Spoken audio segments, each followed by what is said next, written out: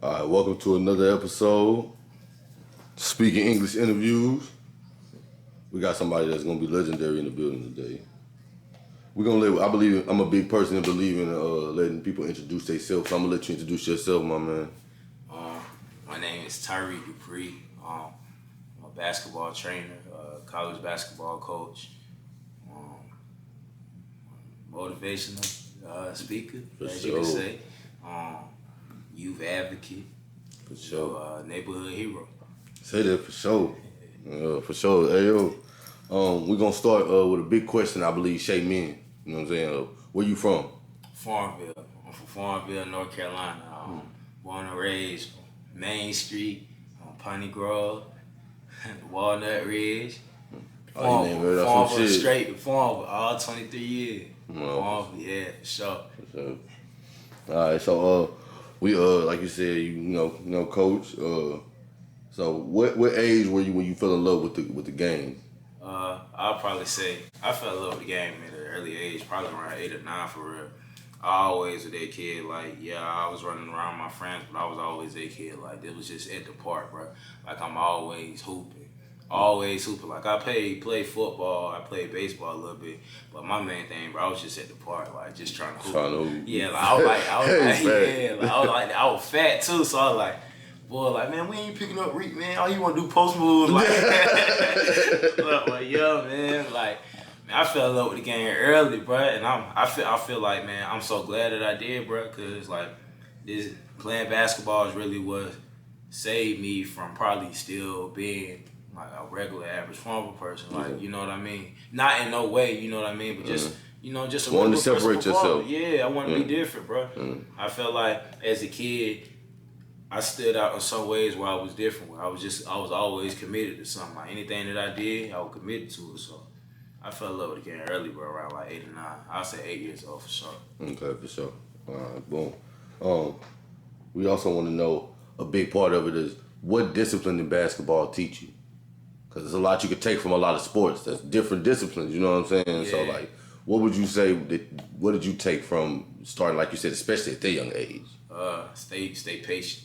Stay patient. Like, stay patient. Stay hungry. And really just you gotta really be mentally tough for real. And like, I feel like basketball was teaching me life lessons at an early age for real. Like, cause I done been through so much with this sport. And it's taught me all those 3 things that I said for real. Like, when it comes to like just staying patient for real, you just gotta wait until it's your moment for real. It is, and yeah. Like, that's life, bro. You feel me? Yeah. So it's like, shoot, in life, you know, we be so anxious to get things, bro. Like, so We do. yeah. Like, so it's all about just stand down till you come up, but at the same time that you stand down, you really gotta be in tune with what's going on as well, and stay ready. Like a lot of people, when we ain't really getting no rewards from what we doing, we lose our patience. That's when we become impatient. That's when it's like, dang, I ain't really about to do what I was doing to get to my goal for real no more. So I really feel like when it came to basketball, with me sometimes having to sit the bench, or I'm not getting as much love as the next man, it's like, damn, like I'm working. But it's like, you know what I'm saying, you ain't really seeing no success. You ain't from seeing it. the reaping of the benefits. Yeah. So it teaches you a lot, like, yo, wait till it's your time, and you can't be no hater neither. You know what I'm saying? Root for that man. That's a Root fact. for that man. So if I figure out what that man doing to be in that spot, figure out how to do it his way, and become better than that. That's how you take his spot. And look where you at now. That's a big part of it. Just kind of watching and knowing when it's your moment. Yeah. A lot of people want their moment. They want instant. They want instant. Success. Yeah. Instant results. Yeah, like, instant, and everything yeah. is a process, bro. Everything. Yeah, and I felt like with me, like I fell in love with the process, bro. Like I'm just in love with the process of just getting better. And like me and you know me, so Yeah. you seen the process. Like That's a Will, fact. you seen me for a whole year straight, Yeah. and you seen it was the same process 5 days a week. So it's like I fell in love with the process because like I feel like when you in love with that process, bro, and the process of just getting better at whatever you're trying to do in your life, bro, when you do get the reward for it, it got so much more value because you work for it. And I want you to tell them something real quick. I'm off because something just caught me when you just said it. That was really that's big. How many days a week? Sure, it was 7 for real, but it was 5 that you seen. It was always 7 days for real. Always something to do to get better for real. Like And you know, some people like, man, shoot, man, nobody doing all that, man. I'm like, oh, shoot, Then you don't want it. Just stay where you don't want it. And people look at me crazy, and people still do look at me crazy. Like, you a 23-year-old, every now and then you still going out there to the park, and you working out hard as hell, like you about to go to the league. You don't know where I'm working. You don't know where you gonna go. Yeah, you don't know where I'm working. Like the same people who was looking at me like that, the same ones like that, bro, you really doing your thing. And I mean, the love, I mean, you know what I'm saying? I still respect it, but it's like that. Shoot, you ain't have to believe in the dream back then. You believe in it now. You see what's going on. So I just taught you something. I just taught you something. You ain't believe in the dream then. So therefore, when you on your way to your journey of just becoming a better person, like it's gonna be people who don't believe in you because you was once one of those people. So you know how it felt for you to not believe in somebody, and you know how it felt for people not to believe in you. So now I just taught you something. That's a fact. You feel me? My granddaddy said something before he passed. He used to always say, a year of work is a month of success. Yeah. And that's a great measurement for it, like you said. Yeah, a year of work is a month of success. That's real. That's real. And that's all it is. Yeah. I mean, you work 10 years, I mean, you get 10 months of success. Mm-hmm. But it don't matter as long as you working. Yeah, you constantly working, you loving that success because you working and you watching the process. Mm-hmm. Fall in love with the process, not the success. Yeah. Because that's going to come. Yeah. Especially if you work. Yeah. You know what I'm saying? Yeah. So that's a big. So boom, we got my fault. We both because I'm a basketball head. So me watching you, like you said, I watched you go in. You know what I'm saying? Yeah. So, but a question we kind of skipped, like, what was it like growing up in Farmville? Like you said, you grew up hooping around in the neighborhood and everything. But how was it like growing up for you? How was your childhood in, you know what I'm saying, where you grew up at? Sure, I grew up Farmville, man. I hung with really the same people every day. Like, I hung around Pitt, my cousin Evan. Cousin Evan, grew up hanging on Show Out, Lil Marcus, my cousin Monte, all of us, and then following around like my big brothers like Jimmy, Koya, Troy, Bobby, Dre, like people like that. Just so you was locked in. Yeah, like you know what I'm saying, just you know what I'm saying, having fun. Like you a kid, you another kid in the hood, bro. You see the older boy doing this, you want to go do that too. Like we 13 with 11, 12, 13, 14. Following behind them to the CJ Lounge trying to get in the club. They're like, we get in the club. They're like, hey, what y'all doing in there? Like, we looking ugly, like skinheads and all. Like, oh, my word, though. Hey, look, I be thinking about that. My word, I know we were ugly in that club. And look, though, man. He just kids, man. My word, though, man. Growing up with Farmville was just, it's like, it taught you a lot, for real. And it teach you, like, how to just defeat adversity. Like I tell all my youngers, we were born into adversity. If you coming from Farmville, you were born into that adversity. It's just off the simple fact of you already don't have the resources, for real. And really, like being from Farmville really just teach you like just to stay hungry. Like you can't become complacent. You can't become complacent because the minute you become complacent, you'll end up right back here. It's nothing like I got love for Farmville, but Farmville ain't where I want to be all my life. So like looking back at my childhood, like. My mom deaf, my dad deaf. I grew up living with my aunt, or I go stay at my brother's them in the new projects, my aunt Barbara Jean's house, or my mama stayed in Tanglewood a little bit, stayed in the trailer park a little bit. Like, then we had the family house. We had a house on Main Street, so my house was like all that land. When you go past Piccadilly, that land is where my house used to be, right there. Besides the old projects, then you keep straight some new projects, then there's a part right there to the cut. So it's like we all locked in. Like we really this side of the track. For real. So it's like for real. Like I ain't grow up. I had a bad temper. I was knowing that little fat boy. You call him fat, he gonna try to fight you. Like like you know. What I'm saying? But like I wasn't really like bad as hell. You know what I'm saying? Like you just grew up, man. Shoot. You doing a little stuff with your friends, but at the same time, like you just chasing the dream. You know? So, yeah, that's really how my childhood was, bro. I was always trying to do something, bro. Trying to make $1. Oh, yeah, that's what it's about. Trying to make $1. That's what it's about. So, another big thing that, like you said, I love that you said that you said you were a big youth advocate. You know what I'm saying? Yeah. And like, how big do you believe we as men, as young black men, have to be? How impressionable do you believe we have to be on our youth? I mean, we were told the most standard, bro, as far as like what they want to be like, for real. That's a fact. Like, I feel like if you could show these youngins it's okay to have multiple lifestyles, and just to be yourself as you elevate in your life, bro, that's you being a real black man, like a real solid, prominent black man. Like, I feel like I try to give my youngins the insight on, yo, it's okay to be from here. It's okay to be from here. Take it. If you came here from the trenches, okay, embrace that. But try to get out of that and elevate. If you came from a good household, embrace that. But don't look down on the trenches. That's a fact. You feel me? So you teach everybody to be comfortable in their own way, and I feel like that's one of the biggest things that I try to give to the youngest. Be comfortable and be you in your own way. You don't have to follow the steps or try to be like the next man.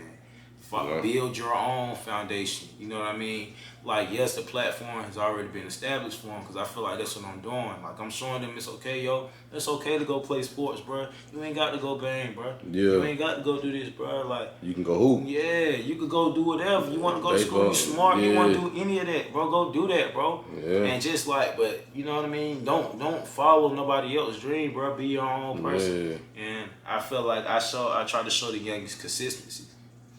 That's a big part of life. Yeah, life about consistency. Yeah, if you don't be consistent in nothing you do, you never gonna see no growth within it. Like, you gotta stay consistent. Like, and I guess, you know, the youngest now, they want to live these rapper lifestyles, bro. And they want to be like these celebrities that they see. So like, maybe them seeing you like you got nice clothes on, you got nice shoes on. That's like, yeah, shoot, I want to be like that too. But I'm doing something positive with it. I'm getting good money. You know what I'm saying? Stuff like that. Like, so I don't know, bro. I feel like my actions show I'm a youth advocate, bro. I can't really come up with all the necessary words to say how. I feel like my actions show. Yeah, that's big. That's bigger than what anything you could really say. Yeah. Because I see you out there. Everybody, like you said, they know you. Yeah. Because you out there, because you doing, because you giving them something to see different. Yeah. And like you said, it's all about avenues. Like, there's so many avenues you could take. Why just take that same one you see everybody else taking? Yeah, it's a fact. You know what I'm saying? If you wanna be a cameraman, be a cameraman. If you wanna be a chef, be a chef. My nigga, this motherfuckers making millions of dollars because they can fucking cook. Yeah. I don't understand the concept of why you wouldn't want to see what's out there and what you want to do. You know what I'm saying? Yeah. We constrict it, and we gotta start breaking them constrictions on that's been held over us for so long. It's boundaries. You know what I'm saying? So you like making music? Ain't nothing wrong with making music. It's just, do you love making music? It's a big difference in that. You know what I'm saying? Difference between liking and loving, for real. Because are you willing to stop your life right here, right now, just to sit here and do what you love real quick? Because that's an everyday thing that you might have to tap into if you really want that. If it's really a grind. You know what I'm saying? What made me? I got a quick story that you got to share real quick. What made me realize I didn't love basketball. All right, I was in high school. I was on varsity. Yeah. They was waking up every day. I already know what you about to say. Yeah, what they were doing? They were waking up every day at 5 o'clock. 5 to shoot the ball. 5 o'clock. They knocking at my door like, yo, what was you? At 7, they knocking up, yo, where was you at? I'm like, I was asleep. Yeah. What are you talking about? They like, nah, we up every day. Every day? Yeah. Like, come on, man. Like, man, we gotta win state this year. No, y'all bugging. You know what I'm saying? Like, it's what made me realize, oh, they love it. Like, them 4 or 5 players, they loved it, bro. Like, they, you know what I'm saying? Like you said, they wanted to put in that 5-7 day work. Yeah. Just to see their result. Yeah. You know what I'm saying? I was one of them. See what I'm saying? I was one of them at the gym. Like, get up 4 o'clock in the morning, get your mom to take you to the gym at 5 o'clock, right before she go to work. You know what I'm saying? Yeah. At 7:45, leave gym 6:45 a.m. Get to school, take a quick shower. You know, like, I was one of them kids, bro. I was committed to that process. That's why I ain't understand, like, when basketball got took from me, bro, I ain't really understand it. Because I was like, bro, I ain't never cheated the process, bro. Especially through high school. Like, I lost over 110 pounds just to play this. In a year span of time. And that shit on YouTube. I got a clear documentary on YouTube where people could see my journey. We're going to definitely put the links in that. Yeah, for sure. Like, so that's why I was like, when I graduated in 2016, and I went to a school, all white, really a PWI, I'll call it, like Leeds McCray. And I got there a couple months in there, like, that's when I had started having a little heart problems and stuff. So that's when I tried a red shirt, and shoot, man, I never could have got clear, bro. So like, dad, bro, something medically took the game from you, and it's like, dad, you put in all this work for it, but it's like, shoot, we get taken from you. So like a lot of people, like when everything you've been working for get taken from you, how you gonna react then? Yeah, That's when you really gotta tap into whether you like something or do you love it. I still love the game. So if it was me playing the game, me making the impact, no, fuck that. Me coaching the I game. just changed the whole culture. Like I feel like, man, I changed the whole culture, bro. That's how I feel, bro. Without a doubt. I feel like I changed. I And you changed get that platform to say that. Yeah. You get that platform to say that. Yeah. To be able to bounce back from something and make it and say, you know what, boom, like you said, loving something. Yeah. Ain't quitting just because it ain't just how you thought you saw it. You know what I'm saying? So like with me, like you said, with me, I was real big on, music. I wasn't never really a music head. You know what I mean? I was always really my fault. I was always really a music head. Yeah. You know what I mean? I wasn't really never a rapper, but I loved it. I love being in the studio. I love watching. But like now I just love, like I realize I love watching. Yeah. Why not interview? Why not sit there and be in there and watch the process? You know what I'm saying? Right. Why not sit there? I get the same love, but it ain't necessarily what I thought I was probably gonna be doing. But I definitely love it the same way. Yeah. I just realized, how can I adapt? Yeah, you gotta adapt to your environment. You gotta adapt to your life as it progresses, bro. You can't you if you still speaking on, bro. Man, I used to be like this, or I used to be like that.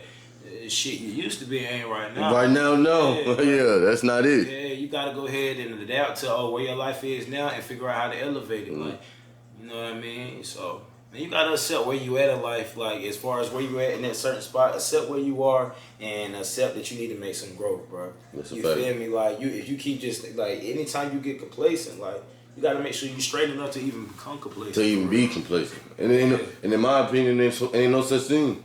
The richest people we know still get up every day and work. In some way. It may not be a lot of work. It may be 30 minutes of work. 30 minutes of work just got them a couple meal. Because they was willing to stop what they was doing. Yeah. Can you lock in on what you want to do for multiple hours without letting nothing else distract you? Nah. Yeah, that's how you find out if you really love something. If you love it. Yeah, that shit is wicked. Like you said, like I'm big on, like I got 2 more interviews. I'm all about, I wanna see, and like for me, I'm big on, and something that I love that you do, that's what made me want to tap into you. You real big on, you glorify other players. Like when you working with these players, you showing them, you love watching they grow. Yeah. You love you love that shit. I watch how hype you is. You know what I'm saying? I watch how hype you was when you watch your own growth, or even players like you said. You was training back then, bro, at Pitt. You know what I'm saying? And you was more hyped if they did something than if you did something. Yeah. That's big. You know what I'm saying? Other people win, bro. You know what I'm saying? That's big. I love seeing other people win, bro. I love to see other people, like, stuff that they work for, like, happy for them, bro. I'd be more happy about other people's success than mine, bro. That's just the type of person I'm going to always be, bro. Yeah. I'm going to embrace my success, bro. But to see you really come out of your situation, or to see you really want something and you made it happen, bro, I'm going to be happy. I'm like, yeah, hell yeah. That's always been the type of person I'm going to be, like, being, and I'm going to always be like that, bro. I love seeing people win. I love putting people on. I want to be that person, like, yeah, bro, shoot. Oh, man, he need a job, bro. You know what I'm saying, my boy? Oh, I got him. Well, man, shoot, bro just got out of prison, man. It's hard for him to really get on his feet. You know what I'm saying? Yeah, you know, he failing, and he trying to change his life. Okay, I'm going to be the person to give him a chance. And I'm going to be the person, I ain't going to give him the chance that the other people give him, man, go make $7.50 an hour. Now, come get a couple bands. Yeah. Come get a couple bands so you can really get on your feet. We was talking that. We was just talking that. You know what I'm saying? Yeah. Putting your people in that position to where, like, you could just come make that $2,000 a week to come rebound the ball. Come on, man. Come sit the screen, man. Come telling me I got Stato in the gym setting the screens. I got Evan over there just catching the ball, passing it. Then I got daggone Tamik on my video camera, or either daggone Trey. Got my boys with me. Everybody who stays solid from the jump is gonna be with me. Like, I'm telling you. And like, but the thing is, it ain't just gonna be off me. It ain't gonna just be off me. Like, we all gonna have ways that we eating in our own way. Bringing something to the table. Yeah. That's gonna make them want to build the business up, because they remember when you wanted to build them up to get that big. Yeah. It's all about going out and giving and getting back. You're gonna always get back if you give. Fact. Even if it's not in the way you think. Sometimes you don't gain money from situations, you gain knowledge. And that knowledge is bigger than that money sometimes. See what I'm saying? My fault. So our minds get to going. So so we gonna try to get back. So I got some questions. That's a little different. You know what I'm saying? So I don't know if you want to talk the actual college players, you can. But if you want to just talk, just like the intramural players, you can as well. Right. But best offensive player that you played against at Pitt when you was there. When I was at Pitt? Yeah. Oh, word. Best offensive player I played. Like when we was hooping, man. For sure. Against Pitt. Because you actually watch. I watch you watch and be like, okay, you know what I'm saying? Is you talking about players included or just, you said... I said, however you want to do it. It's really up to you. Best offensive player skill. I'm going to give it to... Dang, that's a good question, my boy. I'm gonna narrow my list down, then I'm gonna give you one. So you got Rue, DeMar, Michaela, Zeke. Okay, for sure. Oh yeah, that's a Zeke good one. And Jameek Smooth. Oh, okay. Jameek Smooth. Alright. So Jameek Smooth, like. He do a little bit of everything. Jameek and Zeke, two people, like, if I walk in any gym and I see them in there, I'm going to get them. You're going to get them. Okay. I don't care what type of talent in there. Just off the simple fact, Jameek can shoot, he can play, and he could adapt to whoever he playing against. If we bullshitting, he could bullshit with you. But if he's serious, he going to go get a bucket. That's a fact. Zeke the same way. But as far as overall, I'm going to get it to DeMar. Because DeMar, son, he played for me in Elizabeth City now. Oh, damn, okay. And so that's smooth how that worked out. And Big 16, Jay Sean, he had Elizabeth City too. So, really, yeah, I get to DeMar though, because DeMar do a little bit of everything. Like, he do a little bit of everything. So, What would you say is the number one defensive player from the times at Pitt? Zeke, Jameek. I say Jay too, bro. Like, I don't know what was wrong with Jay. Like, Jay be fouling, man, but like. Talking about Jalen? Yeah. Oh, go back to offense. I forgot G. Oh, damn, G was very versatile, especially at the mid-range. Most people don't got that mid-range shot like that. I got it down. Oh. I'm going to keep one of my players out. My players know y'all nice, bro. I'm going to keep one of y'all out just for right now. So I'm going to add G to that. But the kind of defense, though, I'm not throwing G in that. Because I definitely be frying him. Definitely be frying him. But, like, I definitely get Zeke, Jameek, Jay, because he be fouling. Jay be fouling for no reason, bro. Be fouling for no reason, bro. And he's strong too. He's strong. He's so little, bro. Yeah. Like you drop your shoulder to him. His forearm just like go ahead, bro. Like just go ahead, you know. That's about it. DeMar, that's about it though. The rest of them, I'll frown everybody. I'll frown everybody. Even the ones who still play good defense, I'll frown y'all too. Still will now. Yeah. We gotta get Pitt back opened up, get everything back swinging at them on. I swear. So we're gonna switch to because we asked about offensive defense. What really win championships? In your opinion? In my opinion, this is what you gotta do. This would it take, in my opinion, to win a championship. You gotta have a well-coached team, but you gotta have a team that's just bought into what you're trying to sell to them. They gotta buy into the one common goal. And I feel like the best teams that get to that championship is the teams who have players who have been through a little bit of adversity for real. Yeah. Like teams like that, those are probably some of the best teams, like championship contenders, just because you get teams like that, man, most of the times you got to have at least 1 or 2 guys that are really your top guys, maybe 3 for real. Guys who go get you a bucket at any given time. And really a team that, great defense definitely, great defensive team. But really just those teams, man, where it take you to have at least 2 or 3 guys who could just go get one. And then, everybody buying into the common goal on the defensive end. That's really what it take. That's it. Mm-hmm. That's what it take. And being consistent with everything that they do. It takes consistency. Everything. We were just talking about that. It's a life word. Consistency. Yeah, consistency. With everything. Yeah. It's a life word for sure. So we're gonna also ask a big question for me and for the platform. It's something that I believe that since really the question ain't really gotta be asked for you, Thug, because I mean you do everything kind of for the culture. I love how you move, Thug, like how much you want to give back. Yeah, you know what I'm saying? That's the big talk we had. Like you want to give back. That's the common goal. You know what I'm saying? Yeah. But I got it. Like what's some? You know, we as black people, the first thing I always say, somebody could tell me some gangster shit that they probably ain't do. You know what I'm saying? Yeah. But they gonna come tell me about it. Though they gonna waste about 20 minutes of my time with this fucking story. Right. Real talk. Right. You know what I'm saying?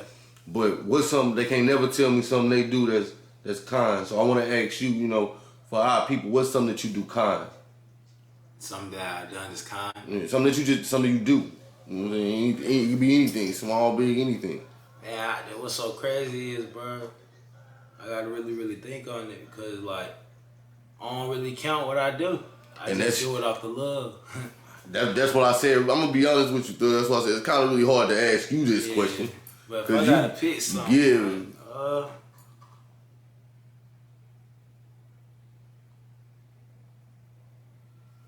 God, boy, let me see.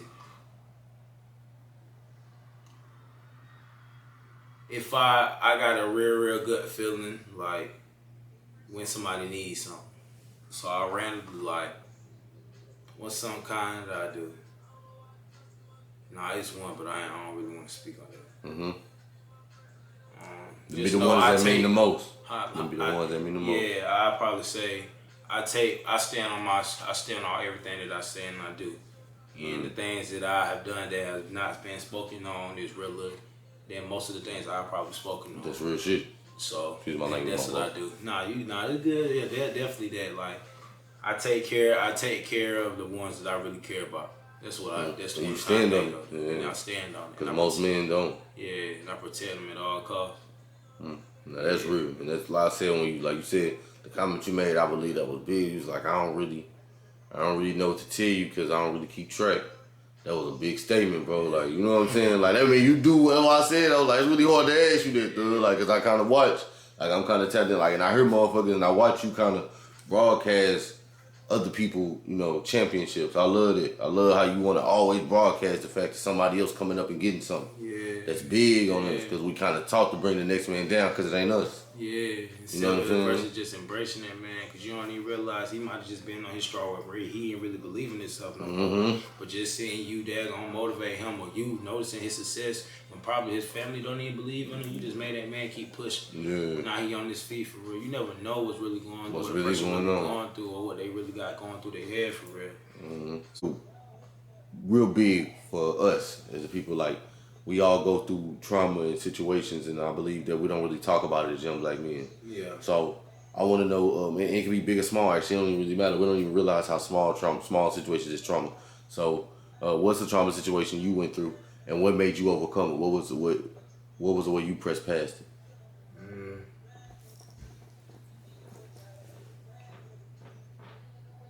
I'll probably say last year what 2020 was rough for everybody. Yeah, for sure. But like I say mid 2019 all the way going into 2020, like mid towards the end of 2019 and then the whole 2020. Ready? Cause shoot, it started 2018. 2018. Yeah, so we'll go mid 2019. Shoot, most traumatized thing. 3 deaths back to back. 3 deaths back. There's some traumatized things that happened to me when I was younger, and some things I done seen. But as far as like mentally traumatized, like it'll probably be them 3 deaths back to back. On my friends, then my cousin, then my grandma, back to back to back. You feel me? Like months after months after months. So it's like shoot, you ain't really find no time to really grieve about one because already another one comes. So that really just messed up my mental, and I was already like. Shoot, all the stuff that happened to me when I was younger, growing up, I never really thought about. It never hit me. I ain't never sat there and cried about it, thought about it, been mad about it. I just moved throughout my life, and it's like, shoot, right before the deaths happened, that's when, all that hit me. So I guess it's like, when all that came, that really put a beat on your mental. But at the end of the day, you thug it through. You stand on your 10 and you just move through it. Like, that's what I feel like us as black men, we got to dag on, like, it's always like, I don't know, I don't feel like we have a OD safe haven, bro. Like, yeah, it's you big feel for me? us. Like, We don't, ain't never really no safe spot for black men. yeah. It's big. Because it's like, at the end of the day, as much as we want to trust you, even when it comes to like having a female, as much as we want to trust you, but it's still something that we really can't show you. We can't show you that OD soft side, like that pain that we really don't really experience for real. So I feel like, yeah, that's probably one of the most traumatizing stuff. Like, I lost myself bad, like I lost myself bad for real when it all really did hit me. So yeah, I'll probably say that. Yeah. Long live the soldier, man. Long live the soldier. Long live Big B. Long live Kimani, man. For sure. She's my grandma. Long live Tim. For sure. Rest in peace, Coach Mark. Yeah. We're gonna make it. Rest in peace, for sure. So we're gonna go on here. We're gonna go ahead and wrap it up. Before we wrap it up with everybody, we want to go ahead and let everybody know where they can find you at first. You know, everything, and if they can tap in with you. You know, if they want to, holler at you. If you want to go ahead and spit that out to them real quick. Y'all can, man. Y'all know my Facebook, Tyreek Dupree, TYREEK DUPRE. For sure. You ain't got to go at me on no Facebook, and I don't post no basketball videos. But you want to get me Instagram, Twitter, WGMI_Reek, REEK. The spam page, can't get to the spam page. Can't get into that. So I figure out who you is. But I'm telling you, man. Hey, be yourself though. You gotta be yourself, man. Live whatever lifestyle you want to live. Embrace your lifestyle. But shoot, really, man, like, stay safe out here, man. Stay safe, but stay on your 10. Stay dangerous, you feel for me? sure. Like,